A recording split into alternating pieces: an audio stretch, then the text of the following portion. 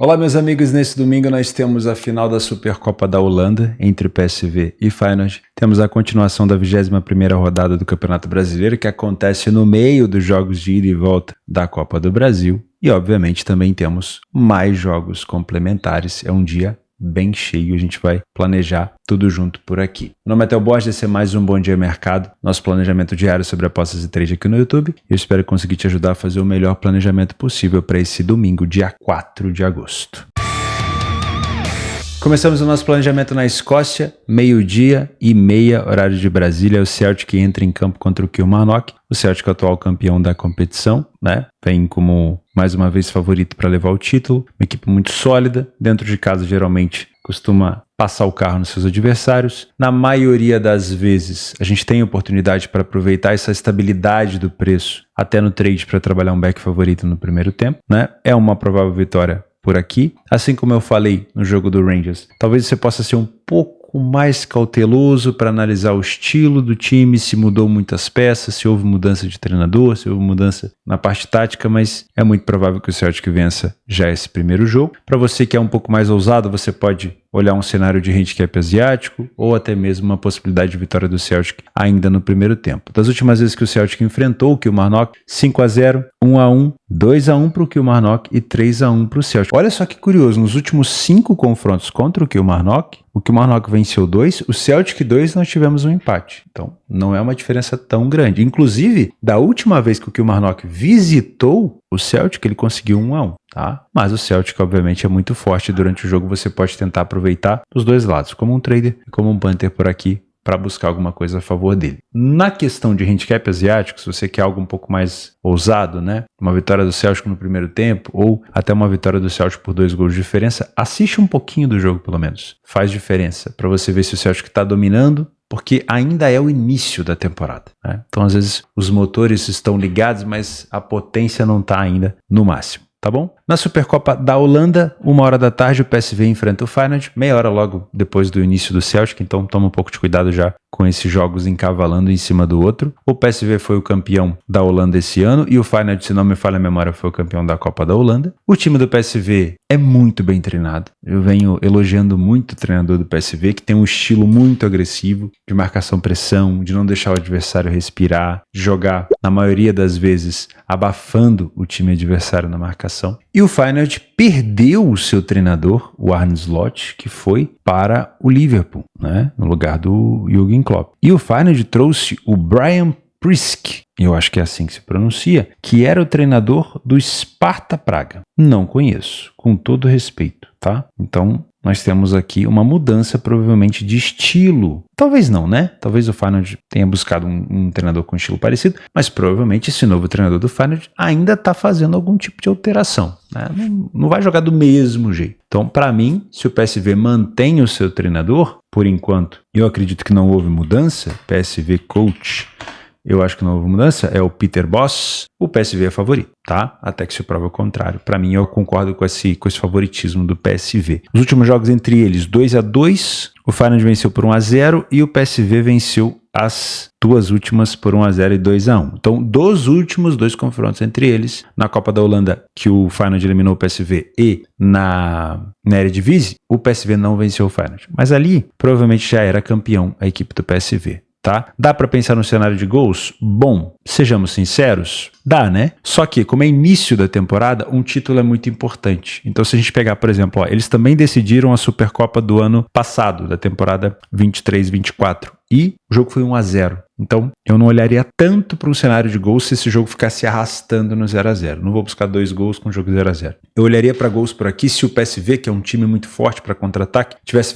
vencendo, por exemplo, por 2 gols de diferença. Aí poderia ser interessante. Ou o Feyenoord abriu 2 gols de diferença e está contra-atacando. Mas 1-0, 0-0, não me parece muito bom. Tá? Vou colocar como correção de preço por aqui. Vamos subir então para a segunda divisão da Alemanha. Vamos falar de uma vez, né? Darmstadt e Fortuna Düsseldorf. Obviamente um jogo aqui com uma boa capacidade para gols. O Darmstadt acabou de retornar da primeira divisão, não teve um bom desempenho por lá. E o Fortuna tentou subir, mas acabou ficando nos penais contra o Bochum. O SSV 1846, vamos ter dificuldade para falar essa equipe aqui, enfrenta o Kaiserslautern, que chegou na final da DFB Pokal e acabou ficando pelo caminho, ficando com o vice-campeonato contra o Leverkusen. uma das melhores equipes da Alemanha na temporada passada. Não sei como joga o Ulm, então vou deixar como um jogo complementar. Greuther Fürth contra o Preußen Münster. Acho que é assim, hein? Preußen Münster também é uma equipe que eu tô curioso para ver na segunda divisão. O Fürth geralmente em casa é uma equipe agressiva. Vou colocar como um jogo complementar também, tá? Vamos falar de Campeonato Brasileiro Série A? Depois a gente complementa a nossa grade de trabalho. Atlético Paranaense enfrenta o Grêmio dentro de casa, ou seja, o Atlético não precisa viajar porque acabou de enfrentar o Bragantino. Quanto é que foi? Fala aí pra mim quanto é que foi Bragantino, na verdade Atlético Paranaense e Bragantino, né? Eu tô gravando um pouquinho antes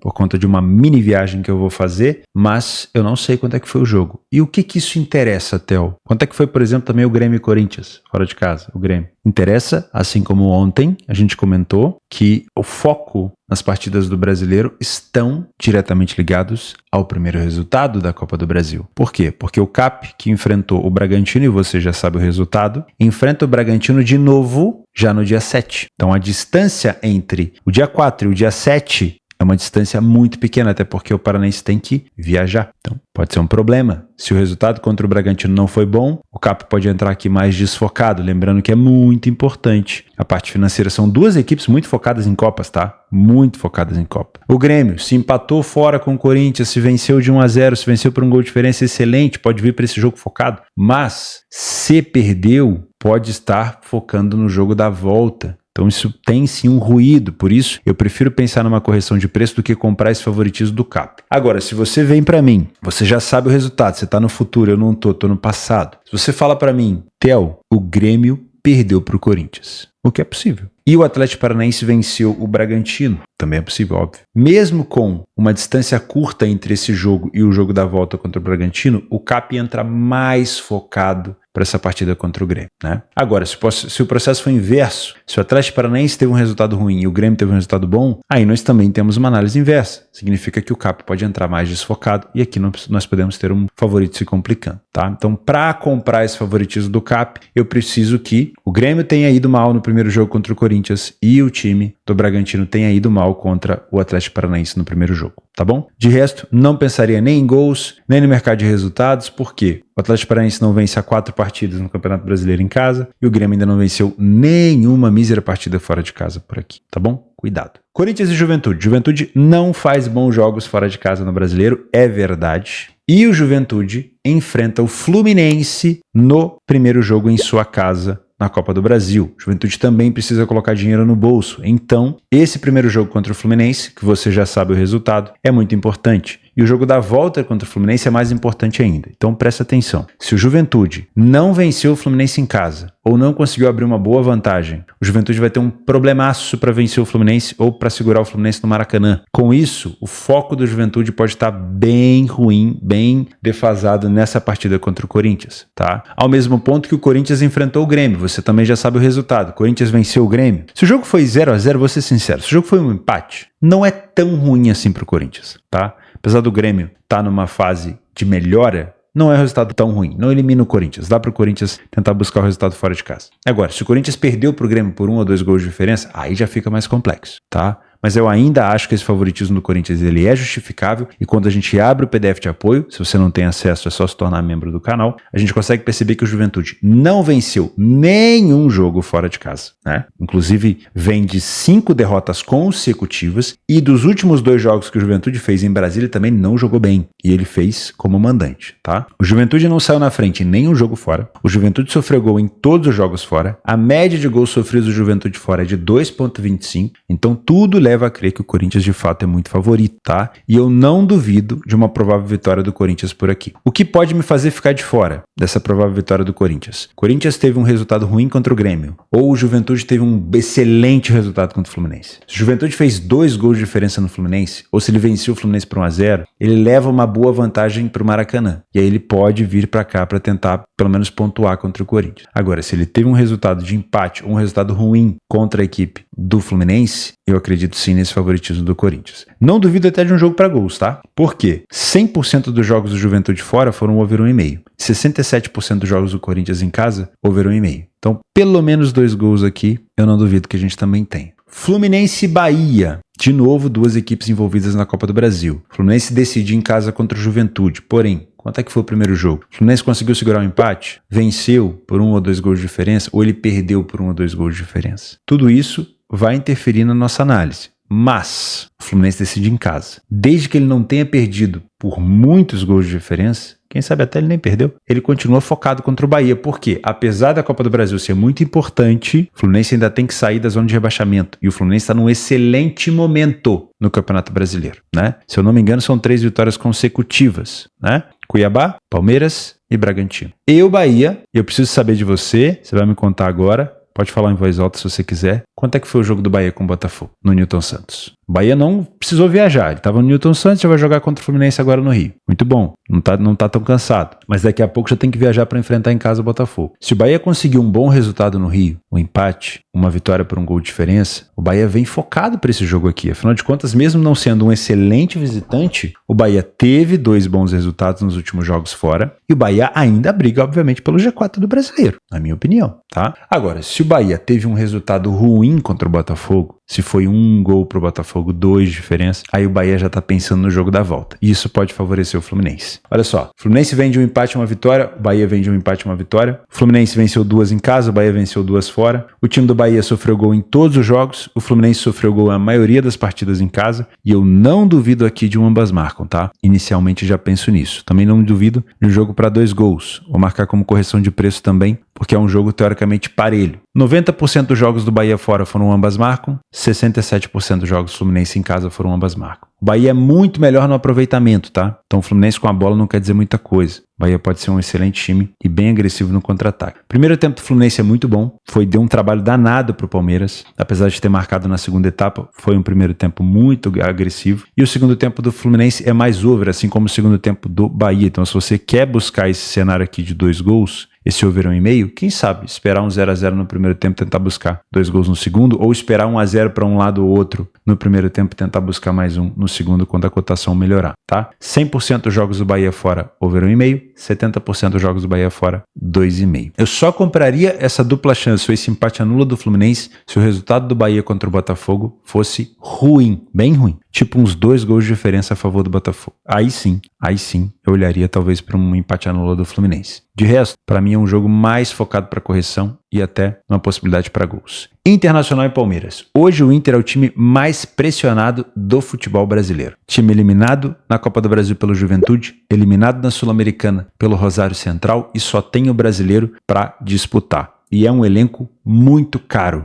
O Inter investiu bastante nesse elenco. Então ele pode ainda, obviamente, dar resultado, mas o Inter precisa demonstrar muito mais força. O Inter precisa remar muito mais do que os adversários. O Inter é um time muito mais pressionado do que qualquer outro adversário. Porém, nesse jogo específico, o Inter tem um pouco de vantagem. Por quê? O Inter joga contra um Palmeiras que está no meio de um problemaço, que é lesão, provavelmente do Estevão ainda. Não sei se não deve levar o Estevão para jogar contra o Inter no Beira-Rio. E tem a questão do primeiro jogo contra o Flamengo, que eu não sei quanto foi. O primeiro jogo contra o Flamengo foi no Maracanã, e o jogo da volta já é no Allianz Parque. O Palmeiras joga contra o Flamengo, jogou, né? Contra o Flamengo no dia 31 e tem a volta no dia 7. 3 dias depois desse jogo contra o Internacional, ou seja, ainda viagem, ainda descansa, tem preparação. Então, para mim, é um jogo para dupla chance do Inter, tá? Principalmente se o Palmeiras não venceu o Flamengo no Maracanã. Mesmo sendo um time que tem que dar uma resposta, o Abel cobrou muito depois da derrota contra o Vitória, seria ainda pior para o Palmeiras se ele deixasse de focar na Copa do Brasil, supondo que o Palmeiras tenha um resultado de empate ou de derrota para o Flamengo no primeiro jogo, não sei quanto foi. Ele vem com o time inteiro aqui contra o Internacional, focado, mas ele esquece o jogo da volta contra o Flamengo no Allianz. E aí ele pode ter um problemaço, porque se ele for eliminado na Copa do Brasil, financeiramente já é um problema, tá? No Brasileirão dá para reverter, uma eliminação na Copa do Brasil não dá. Então, para mim, esse é um jogo que o Inter pode aproveitar para tentar buscar uma vitória. Essa dupla chance, né, um empate ou uma vitória do Inter, me agrada. Tá? É um jogo para correção, tá? Eu trabalharia apenas contra a pior equipe em campo aqui como um trader, mas eu não duvido de uma dupla chance do Inter. A não ser que o Inter jogue muito mal, porque é um momento de turbulência para o Palmeiras. São 2 equipes que estão sendo cobradas, o Palmeiras foi cobrado pela derrota contra o Vitória, mas a cobrança no Inter é muito maior e é um momento essencial para o Inter aproveitar esse desfoque do Palmeiras. que o Palmeiras tem o jogo da volta contra o Flamengo daqui a 3 dias. Então é muito importante que o Inter aproveite para pontuar contra um dos líderes do Campeonato Brasileiro, tá? Se o Inter perder para o Palmeiras,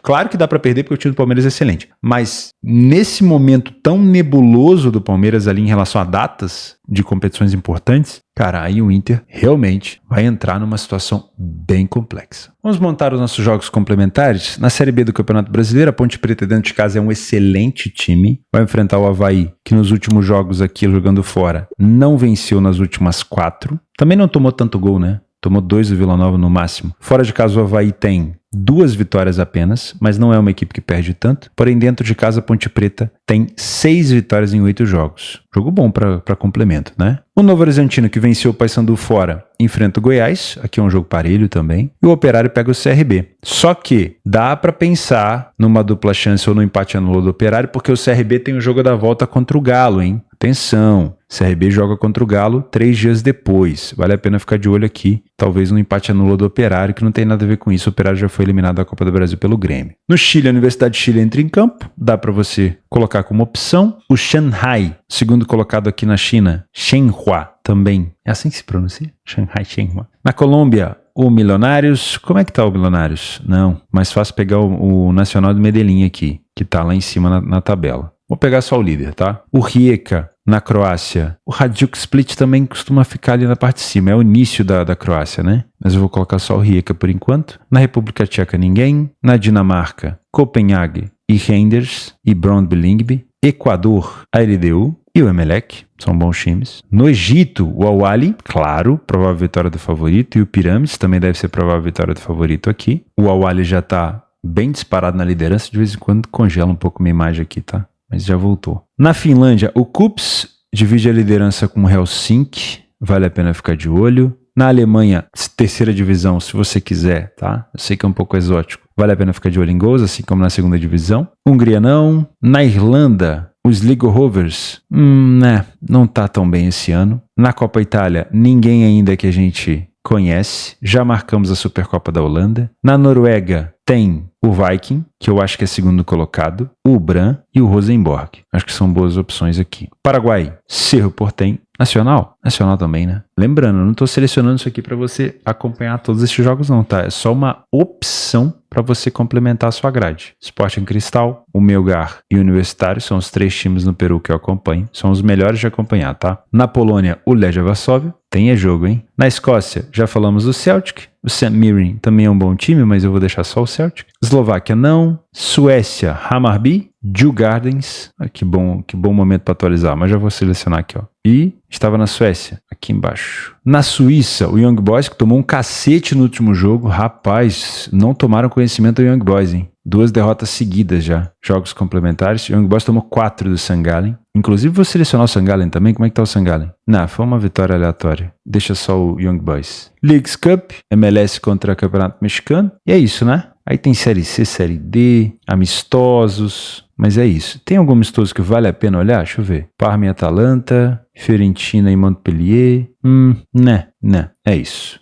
Senão a gente fica aqui até amanhã. O espaço está aberto para vocês. Muito obrigado pela companhia. Desculpa adiantar um pouquinho dos jogos, mas onde eu vou estar vai estar incomunicável, né? Eu vou estar numa estrada de chão sem sinal de internet nenhuma. Então, eu prefiro adiantar para também não deixar o BDM sem conteúdo. Perfeito? Então, eu volto no domingo, pra gente já voltar aos... Tô gravando esse vídeo na terça-feira, então eu volto no domingo, pra gente já voltar à programação normal. Muito obrigado pela sua companhia. Se eu pesquei aí alguma coisa, se eu comentei alguma coisa errada, por favor me corrija, para que o nosso planejamento seja o mais completo possível. A gente se vê amanhã. Um grande abraço e até a próxima.